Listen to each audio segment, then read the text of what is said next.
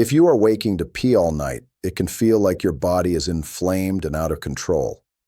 In my world, we treat that feeling like a clue, not a verdict, and we start collecting evidence. Most men get told this is just aging, a normal price after 60, nothing to investigate. But normal aging is not a diagnosis, it is a label, and labels hide the real driver. So I want you to picture a smoke alarm inside your body, quiet, persistent, and impossible to ignore. That smoke alarm has a name. It is CRP, a body-wide marker that rises when inflammation runs. And when the alarm is elevated, it often means the fire is not local, it is systemic inflammation. Here's the detective move. We stop arguing with symptoms and we start reading what shows on paper. Because when inflammation is running in the background, immune signals travel and sensitive tissues pay first. The prostate is one of those tissues, and chronic prostate inflammation can draw immune cells into it. Those immune cells release inflammatory messenger signals, cytokine signaling, that can push prostate cells to grow. At the same time, the gland starts a wound healing response like it is repairing damage that never ends. And that repair response can lay down collagen, creating fibrosis, a scar like stiffness inside prostate tissue.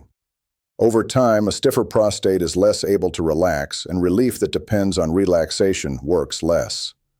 That is why the same tricks that helped at 50 can feel weaker at 65, even quickly. After 60, baseline inflammation tends to drift upward, what we call inflammaging, and the margin shrinks. So the same diet and lifestyle that felt fine at 45 can quietly raise inflammation signals. Those signals can spill into the prostate, and the nights start getting louder. One trip becomes 3. This is why learning to read hs-CRP on standard labs becomes a power move for us. It helps separate normal aging from inflammation-driven symptoms, and that changes what we choose next. Men with higher CRP are more likely to have larger prostates and worse urinary symptoms, consistently. So instead of guessing, we set a baseline and we track the smoke alarm like a scoreboard. Because once you can see the signal, you stop feeling helpless and you start turning real knobs. And when we follow the numbers calmly, we begin asking what is feeding the internal fire underneath. Which brings us to the first lever. We ask for high sensitivity CRP, hs-CRP, at your next physical. And we treat it like a scoreboard because numbers give us clarity when emotions feel loud. Under 1.0 is the optimal zone. It signals the smoke alarm is quiet and stable. Between 1.0 and 3.0 is the middle zone, not a crisis, but a sign to investigate. And above 3.0 is the high zone, where the internal fire is more likely fueling urinary misery. This is not about panic, it is about precision, because precision is what gives us calm confidence. Now the second lever is about inputs. What we eat becomes the raw material for inflammation signals. So we lower pro-inflammatory foods, processed meats, refined grains, sugar, because they feed the fire.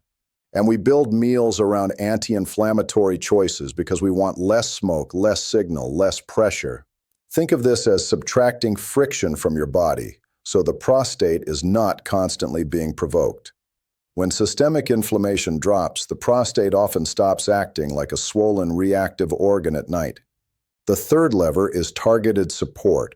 We increase omega-3 intake to compete against inflammatory pathways.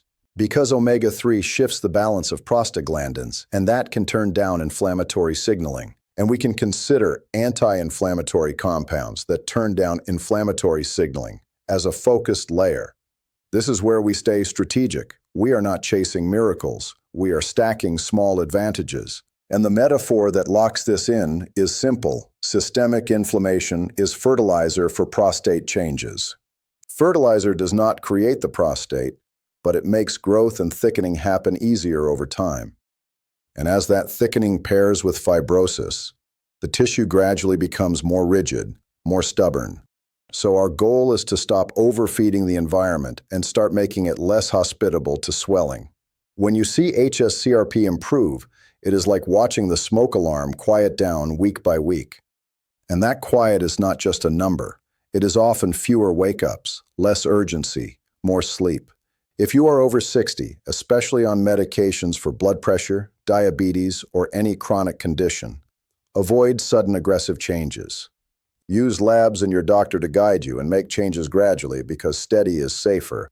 If CRP is extremely high, over 10, treat it like a warning for an acute issue and get medical evaluation. And do not assume it is just prostate inflammation, because a loud alarm deserves a real check. If this gave you clarity, like and subscribe, because we build calm confidence by staying consistent together. In the last 48 hours, which showed up more, sugary snacks, processed foods, or alcohol, and did your nighttime bathroom trips change right after? Now that you know how inflammation shows up on paper, the next question is, where is that inflammation starting, and could your gut be quietly feeding your prostate? And when we look closer, the prostate is not isolated, it is listening to the whole body. Because systemic inflammation is like background noise, and the prostate amplifies it into nightly urgency.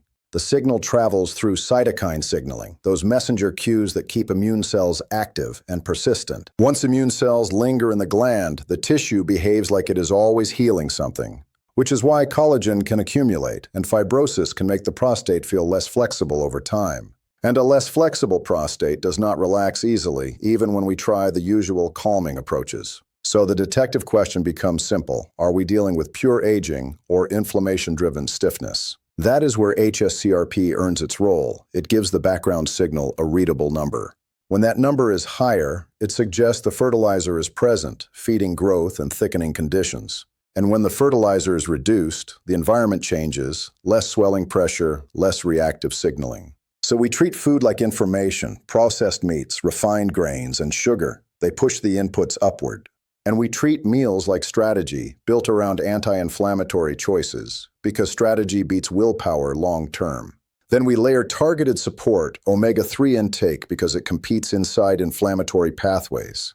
This is where omega-3 ratio becomes a mental model. More omega-3 means less inflammatory dominance. And prostaglandins matter here, because their balance shapes how strongly inflammatory signaling keeps getting translated. So we are not chasing one magic supplement. We are shifting a whole internal conversation toward calm. When that conversation calms, the prostate often stops acting like a clenched fist during the night.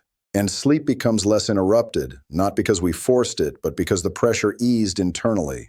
The key is consistency, because inflammaging does not rise overnight. It drifts upward quietly for years, which means our wins come from steady tracking, steady inputs, and steady support, not dramatic swings. So if you want calm confidence, we keep the scoreboard, and we respect what the signal says.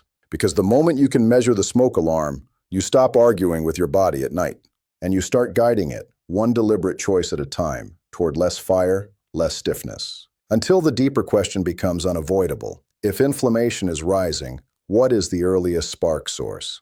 And when the nights feel chaotic, we return to evidence, because evidence turns fear into decisions we control. Because CRP is the smoke alarm, we ask what keeps triggering it and what keeps it smoldering. Sometimes it is food patterns, sometimes it is stress load, sometimes it is simply inflammaging drifting upward.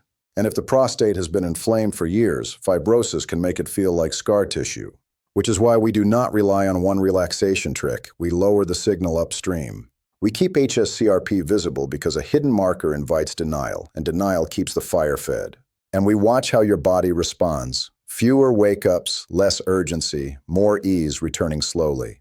Because the goal is not perfection, it is direction, moving the smoke alarm downward over time. Systemic inflammation is fertilizer, and when we stop adding fertilizer, growth pressure stops accelerating quietly. And when growth pressure slows, the gland often becomes less reactive, even if it remains enlarged. So we choose meals with intention, reduce processed meats, refined grains, sugar, and build anti-inflammatory choices. Then we add targeted support, omega-3 intake, to compete against inflammatory pathways and shift prostaglandins. And when the internal conversation calms, cytokine signaling softens and the prostate stops acting like a wound. Which is why this feels different from guessing. We are reading signals, adjusting inputs, and rechecking. If you are over 60, especially if you take medications for blood pressure, diabetes, or any chronic condition, don't make sudden, aggressive changes. Use labs and your doctor to guide you and make changes gradually, because steady is safer. Safety is part of strength because sudden swings can create their own fire, and we want stability. If CRP is extremely high, over 10, treat it like a warning for an acute issue and get medical evaluation. Don't assume it's just prostate inflammation. A loud alarm deserves a real search for causes because acute inflammation is a different story than drift. And once we confirm this is a drift pattern, we return to the 3 levers with patience.